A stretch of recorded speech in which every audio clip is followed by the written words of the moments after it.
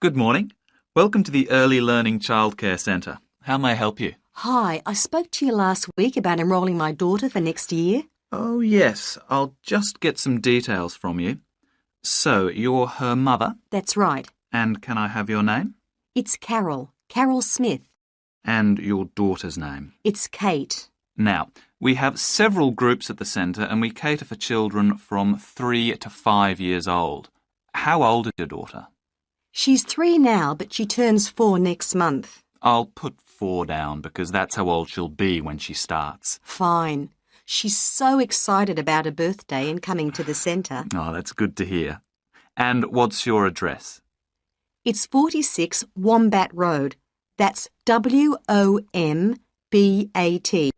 Woodside 4032. And what's the phone number? Oh, it's 3345 9865. So, have you decided on the days you would like to bring your daughter here? I'd prefer Monday and Wednesday if possible. I'll check. Monday's fine, but I think the centre is already full for Wednesday. Yes. Sorry, it seems to be a very popular day. We can offer you a Thursday or a Friday as well. Oh dear. I suppose Thursday would be all right because she has swimming on Friday. OK, got that. Because a lot of parents work, we do offer flexible start and finish times. We're open from 7:30 in the morning until 6 o'clock at night. What time would you like your daughter to start? I need to get to work in the city by 9, so I'll drop her off at 8:30. You're pretty close to the city here, so that should give me plenty of time to get there. That's fine. Now, we also need to decide which group she'll be in. We have 2 different groups and they're divided up according to age. There's the green group, which is for 3 to 4-year-olds, and then there's the red group, which is for 4 to 5-year-olds. She's quite mature for her age and she can already write her name and read a little. Well, I'll put her in the red group and we can always change her to the green one if there are any problems. That sounds fine. OK, let's move on to meals. We can provide breakfast, lunch and dinner. As she's finishing pretty early, she won't need dinner. Will you give her breakfast before she comes? Yes, she'll only need lunch. Now, does she have any medical conditions we need to know about? Does she have asthma or any hearing problems, for example? No, but she does need to wear glasses. Oh, I'll make a note of that. Yeah, she's pretty good about wearing them. She can't see much without them. Right. OK. Now, I also need emergency contact details. So what sort of information do you need? Just the name and number of a friend or family member we can contact in case we can't get hold of you at any time. OK.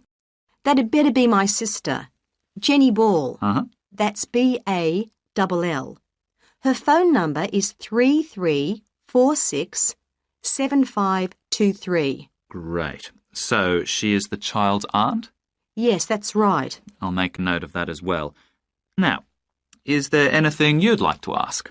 What about payment? How much are the fees each term? Well, for 2 days and the hours you've chosen, that will be $450 altogether. OK, and do I have to pay that now? No, we send out invoices once the children start at the centre. You can choose to pay at the end of each term, or we do offer a slightly discounted rate if you pay every month. Oh, I'll do that then. I find it easier to budget that way and I'm not used to the term dates just yet. Good. It makes it a lot simpler for us as well. Well, that's everything. Would you like me to show you around the centre? Today we're pleased to have on the show Alice Bussell from the Dolphin Conservation Trust. Tell us about Trust, Alice. Well, obviously its purpose is to protect dolphins in seas all around the world. It tries to raise people's awareness of the problems these marine creatures are suffering because of pollution and other threats. It started 10 years ago and it's one of the fastest growing animal charities in the country, although it's still fairly small compared with the big players in animal protection. We're particularly proud of the work we do in education. Last year, we visited a huge number of schools in different parts of the country, going round to talk to children and young people aged from 5 to 18. In fact, about 35% of our members are children. Oh. The charity uses its money to support campaigns, for example, for changes in fishing policy and so forth. It hopes soon to be able to employ its first full-time biologist with dolphin expertise to monitor populations. Of course, many people give their services on a voluntary basis, and we now have volunteers working in observation, office work and other things. I should also tell you about the award we won from the Charity Commission last year for our work in education. Although it's not meant an enormous amount of money for us, it has made our activities even more widely publicised and understood. In the long term, it may not bring in extra members, but we're hoping it'll have this effect. Is it possible to see dolphins in UK waters? Yes, in several locations. And we have a big project in the east part of Scotland. This has long been a haven for dolphins because it has very little shipping. However, that may be about to change soon because oil companies want to increase exploration there. We're campaigning against this because although there'll be little pollution from oil, exploration creates a lot of underwater noise. It means the dolphins can't rest and socialise. This is how I became interested in dolphin conservation in the first place. I had never seen one, and I hadn't been particularly interested in them at school.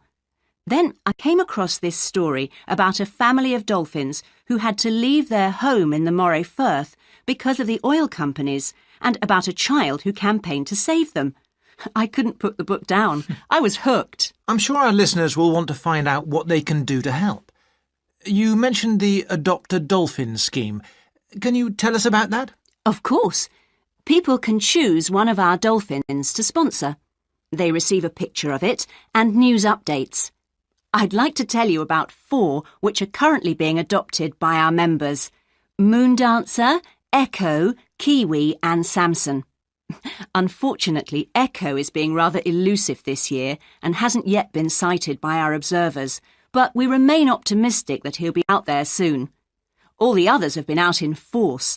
Samson and Moondancer are often photographed together, but it's Kiwi who's our real character, as she seems to love coming up close for the cameras, and we've captured her on film hundreds of times. They all have their own personalities. Moondancer is very elegant and curves out and into the water very smoothly, whereas Samson has a lot of energy. He's always leaping out of the water with great vigour. You'd probably expect him to be the youngest. He's not quite. That's Kiwi. But Samson's the latest of our dolphins to be chosen for the scheme. Kiwi makes a lot of noise, so we can often pick her out straight away. Echo and Moondancer are noisy too, but Moondancer's easy to find because she has a particularly large fin on her back, which makes her easy to identify. So, yes, they're all very different. Well, they sound a fascinating group. And how would